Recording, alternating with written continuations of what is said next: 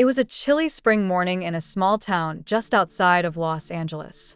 The streets were busy, but not in the glamorous way we associate with Hollywood. Here, people hurried to low-paying jobs, buses were often late, and hope was a little harder to find. A young woman in an oversized hoodie, jeans, and worn sneakers walked quietly down the main street. Her face was partly hidden under a cap and dark sunglasses. No one gave her a second look. Why would they? She looked like just another traveler, maybe someone who had seen better days. But what no one knew was that this woman was Zendaya. Yes, that's Zendaya, the Emmy-winning actress, fashion icon, and global role model. But today, she wasn't here to walk a red carpet or promote a movie. She was here for something far more personal. Years ago, when Zendaya was just a child, she and her mother had lived in this very town, struggling to make ends meet. Her mother had worked at the now-forgotten Maplewood Community Center, a safe space for underprivileged kids.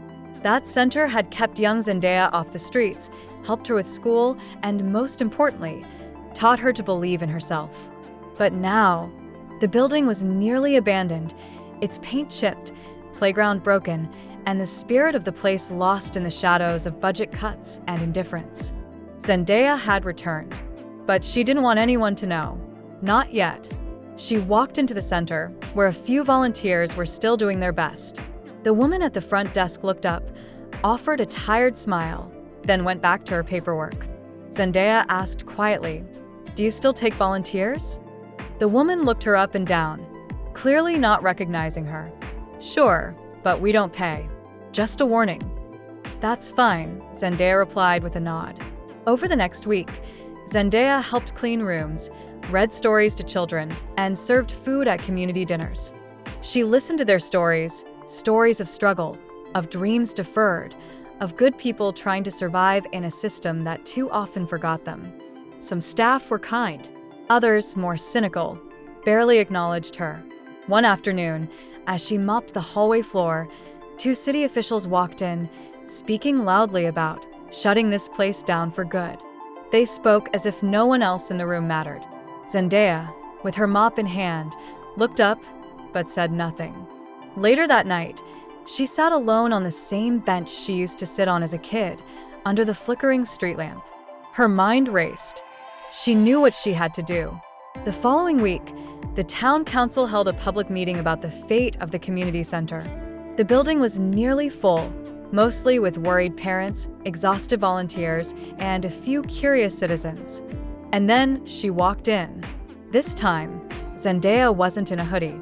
She wore a sleek black suit, her signature curls pinned back, eyes sharp with determination. At first, no one recognized her, until someone whispered, "Wait, is that Zendaya?" A gasp swept across the room. The mayor stuttered, Miss Zendaya? Are you here for something?" Zendaya walked to the podium. "My name is Zendaya Coleman. Some of you may know me as an actress. But before all that, I was just a little girl who needed a place to belong. Maplewood was that place." She paused. "I came back undercover, not to test anyone, but to see if this place still has the heart it once did. And what I saw broke mine. Not because people didn't care, but because they were being ignored." Gasps and murmurs filled the air. "That's why," she continued, "I'm donating $5 million to rebuild the Maplewood Community Center. And I'm calling on every business leader, every celebrity, and every government official who says they care to match me." The room erupted in applause. Tears rolled down faces. Volunteers who once ignored her now stood in awe. Children she had read to clapped and cheered. And as for the city officials who wanted to shut it all down, they had no words. Weeks later, the center was completely transformed. A brand new playground, a tech lab for students, music rooms, and a scholarship fund in Zendaya's mother's name. Zendaya didn't do it for headlines. She did it because she remembered what it felt like to be invisible. And that's what made her different. Not the fame, not the fortune, but the fact that she never forgot where she came from. The girl they ignored was the woman rebuilding their future. Thank you for watching.